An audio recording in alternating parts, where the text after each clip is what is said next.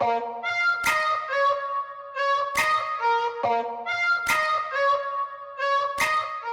son of Francesco Gambino, Giovanni, has created something called MOBX, a blockchain utility that involves cryptocurrency.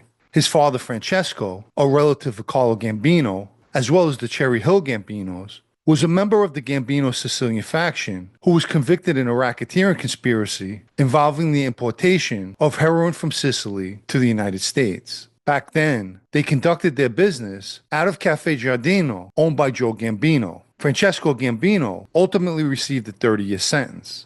His son Giovanni is also an author of several books, such as The Prince of Omerta, Undercover Secrets, and The Vindicator. He said a friend of his had told him, "Who better to talk about these things than you?"